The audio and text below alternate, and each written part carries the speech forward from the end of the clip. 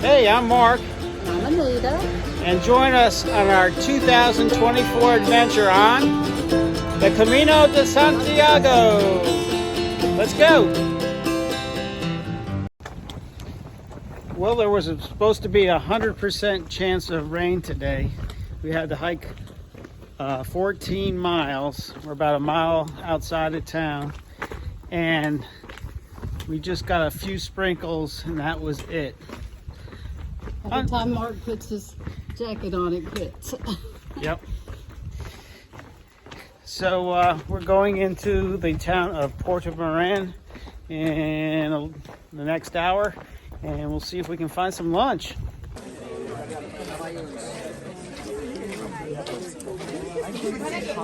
Ragazzi, stiamo sulla destra. So on top of the stone structures, the Spanish build a kind of a structure to store their corn and their potatoes. You can see it's made out of brick with holes in it, and this keeps all the produce dry during the cold weather months. Here's a little fountain for the pilgrims along the trail.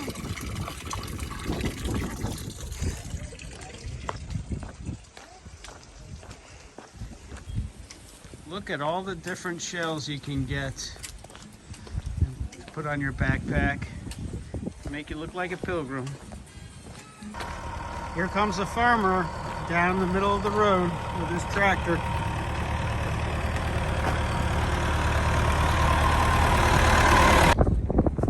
Okay, there's two ways to get into Puerto Moran.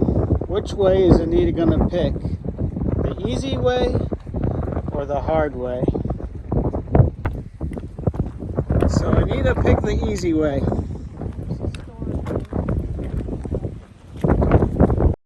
So this is the bridge over to Puerto Moran.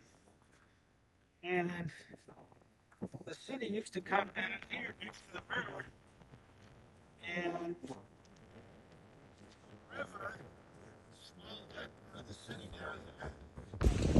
so to get up into town, you have to climb these steep steps all the way up and into town through the arches. Here we go through the arches into the city, and more steps. And uphill after that, yeah. Day 35 on the Camino. It rained all day last night, and the trail's pretty wet this morning, but just a few drizzles here and there, and it's supposed to clear up by lunchtime. Beautiful temperatures, mid-60s, light breeze, good walking weather. We left Puerto Moran, and we are going to Calas de Bray. About a 14 or 15 mile walk. Yeah. Looks like the clouds are breaking up ahead, so we're looking for a good walk today. Yes. Look at this cute salamander sunning himself out here on a rainy day. So we're coming now to one of the most important archaeological sites on the Camino. It's a city that they found on top of a mountain, and it has two big walls and an entry point, and you can see some of the walls and old places where people used to dwell. This dates back to 400 BC to 100 AD.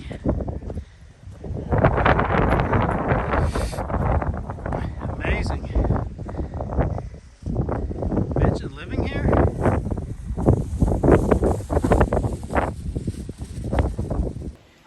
So we just stopped at this little cafe behind us and had lunch, and the owner gave us a shot of limoncello, and it was strong. Shoo! Help us get through the rest of the day. I hope I can keep walking. What a nice umbrella of trees we're walking underneath.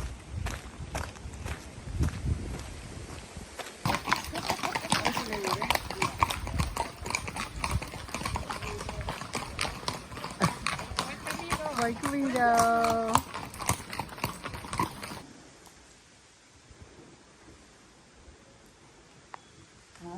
Ah.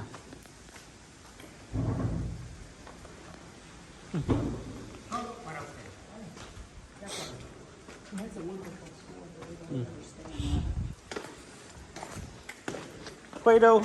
Sí, sí, sí. Gracias. Sácalo, no pasa nada. Sí, pueden sacar todo. Ah, luego allí tienen para poner sello, Mira, aquí Oh. tienen sello. Venga. ¿Ustedes de dónde vienen caminando? ¿Pasaron por el Cebreiro? No. No. El Cebreiro, hay un sitio que se llama Cebreiro, Camino, Sí. en el Cebreiro. En el 400, en el Cebreiro, estaban monjes benedictinos. Vino un señor de otro pueblo y le dijo, ¿por qué has venido a molestar? Y no, pero a Dios le ha castigado. Al alzar el pan,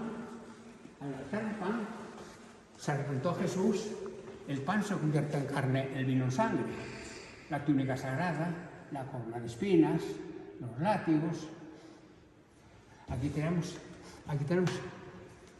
Juan, José de Matea, Nicomedo, María Magdalena y la Virgen María, que descendieron a Jesús de la cruz.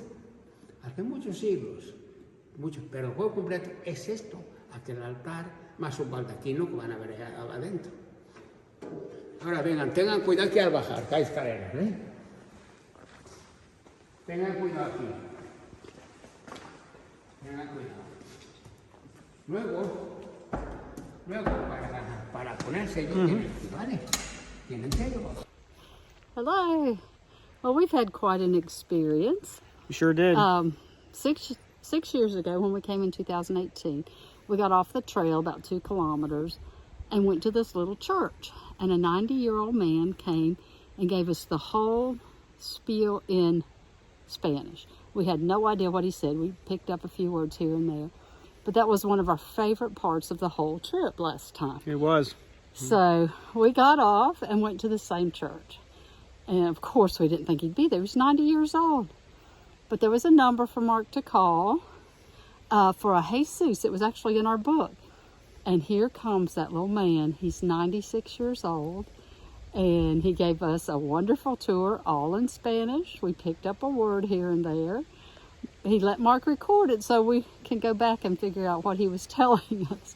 But it was so special. And I just can't believe he was still there, 96 years old. It's very cool. One of our favorite things again. We'll have to come back in 4 years and celebrate his 100th birthday. Yeah, that would be exciting. Watch your step. Hey, it's day 36, and we're out in the dark, going on the Camino, headed towards Santiago. Only 2 days left before we get there. We're getting an early start. We got a 19-mile day. Why am I whispering? There's nobody out here.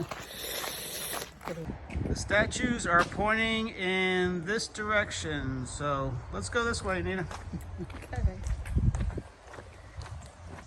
So after a little research, we looked up the name of these, and we forgot already. But we found out that because of the law, they're not allowed to be taken down once they're erected. Lots of people on the trail.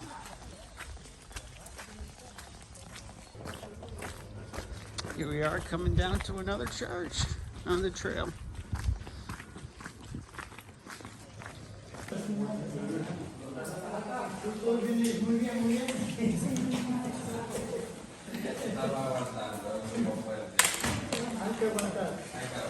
Oh boy, 61 kilometers to go. Nita's waiting for me.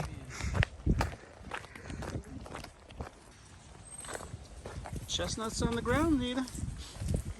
Oh, there's some bigger ones. Buenos días. Buenos dias.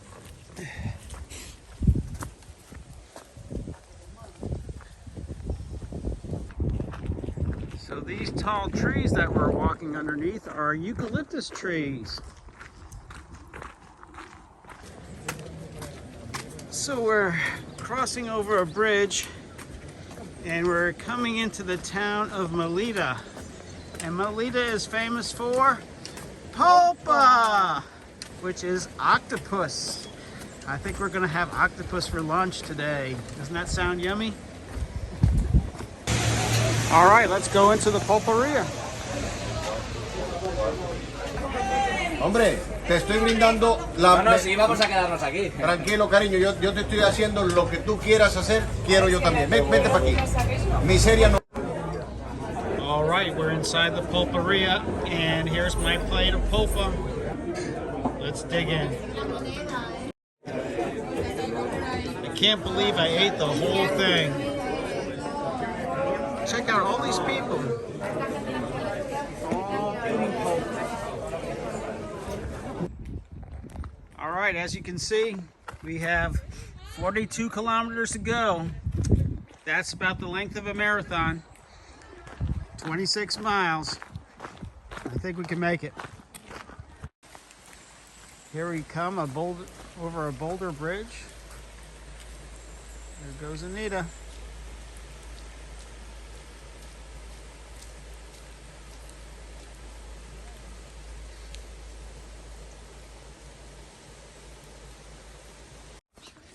So it's September 28th and it's our 37th day on the trail. And we're about 30 kilometers away from Santiago. And we've been watching the news and seeing all the reports of the hurricane coming up the East Coast and all the tragic flooding and destruction of this storm. And we just, our prayers go out to everybody over there that's fighting this storm while we walk over here in Spain.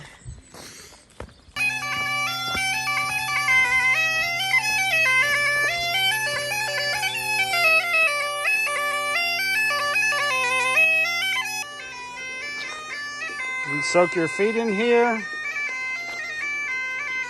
get refreshed. We're going to continue on the trail. All right, we're stopping at Katrina Cafe and Bar. It's a Mexican food. We'll see how it is.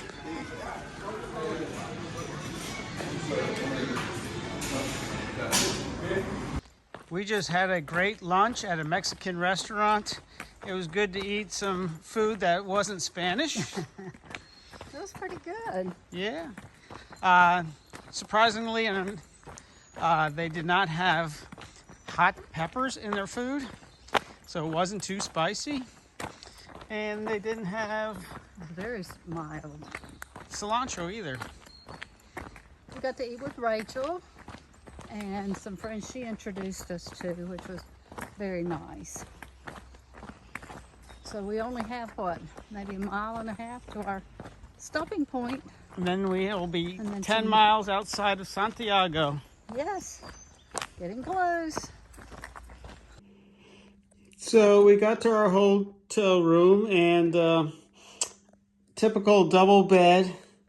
But whenever we have a double bed or a queen bed, we always have a king-size pillow that we have to share between Anita and I. So I'll be tugging at night at my pillow and wake her up, and she'll be tugging on her end and wake me up. I don't understand. Do we have this in America where we just put one pillow on a big bed? Put your comments below and let me know. Do you guys sleep with one pillow or two pillows in a double or bigger bed?